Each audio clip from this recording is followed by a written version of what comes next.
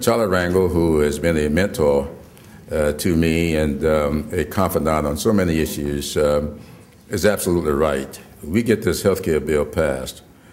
A lot of what we have been trying to do, including H.R. 1964, would not be necessary. We will have universal access. We will have preventions. It's kind of interesting as we try to go through this process, and people say, well, how much is it going to cost? I want to give you a little example of why you have to be careful with that. Number one, if we pass this bill, we will double, more than double, the number of federally qualified community health centers. Now, the price tag in this bill for doing that is $14 billion. Now, CBO looks at that and says that's how much it's going to cost. It's okay, what will it save us? We know that the best way to bring down the cost of health care, the best way to respond to the issues that you are concerned about, will be to do it at the community level, in these community health centers, get people out of emergency rooms, get people so that they will feel comfortable going right around the corner, or in my neck of the woods, going down the road to get services at a community health care center. But because it's speculative, CBO says we can't score that. We know it's going to save a lot of money. We know the most expensive kind of health care is that you get out of the emergency rooms. We know that. But because we cannot quantify it, we will not score it. So the expenses that you see connected to all of this ain't real, because the savings we just can't take into account. But we're going to get this done. We're going to get it done. Now, a lot of you all may not have your members at church on Sunday, because we ain't going to let them go home until we get this done. But pray for them that they will do the right thing. And I would hope that as we move through this, that we will all look back on this and say, what took us so long? I want to close with this. A lot of people will say, well, I can't vote for that because it doesn't have the public option.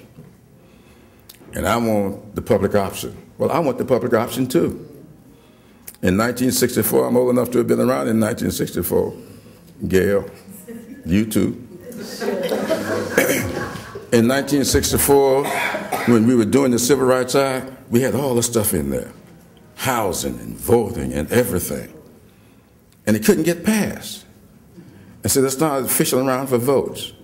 As well, if we take housing out of this, we'll pick up some people. If we take voting out of this, we'll pick up a few people. And a lot of us were upset about that. But we took both those things out, and we passed the 1964 Voting Rights Act, which outlawed discrimination in employment in the private sector. Then we came back the next year and got the 1965 Voting Rights Act.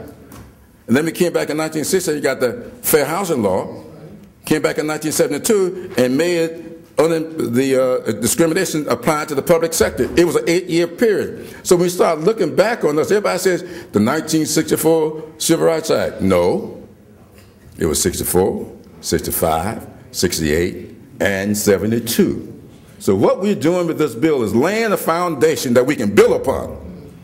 And we're going to come back time and time again till we get it right, just like we did with Medicare, just like we did with Social Security, and we're going to do it here. So bear with us. It ain't going to be perfect, but we're going to get it done. And thank you all so much for visiting us here on the Hill. And thank you, Dr. Buster. I want to keep in touch with Reverend Tucker's remarks. Representative Clyburn, if I may be so bold, we need to have our congresspersons sign on to H.R. 1964. Now, we hope that we can count on your support on this. Well, I start to address this. As the majority whip, it is considered unbecoming to co-sponsor legislation. It's your job to whip all factions into place. And so a lot of times, traditionally, the Speaker of the House does not vote, traditionally. Traditionally, the whip does not sign on to bills. And sometimes I get away from tradition. I may do so in this instance, but only after my lawyers tell me it makes sense to do so. Okay?